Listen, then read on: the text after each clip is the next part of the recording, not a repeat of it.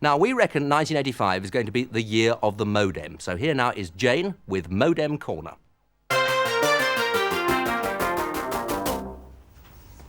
Each week we'll be telling you how you can log through to different computers using your micro and also the telephone line. And with me here I have Ben. Hello, Jane. Now Ben, we've known that the best way that people can learn how to go online to a computer is to go through some of the bulletin boards. Can you first of all explain what a bulletin board is? Indeed. It's very much like the electronic equivalent of a notice board, which you find in some foyers of hotels or whatever, where people can leave messages to each other and so on, except we get through to it using a telephone. Right. Now we know that our friends the Nottingham Building Society have set up a special bulletin board for us, so perhaps let's log through to that. Certainly. To get to it, we use Prestel, so I'll dial the Prestel telephone number, which in London is 618. And of course, if you live outside the London area and you don't know your local Prestel number, ring free phone Prestel services during office hours and they should be able to tell you the local number.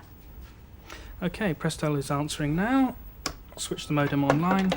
On the screen we can see the Prestel welcome page. We've had a password specially set up, which means that everyone can get onto this system free. It's very simple. 10 fours for the customer ID and 4 fours for the password.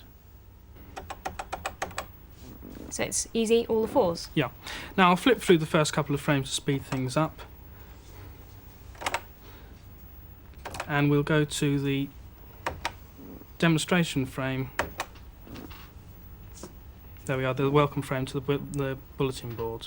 I can see at the bottom of the screen it's actually telling me all the keys I have to hit to continue. Yes, we've made it very simple, so you just follow the instructions on the bottom of the board, press 1 in that case. And here's the main menu.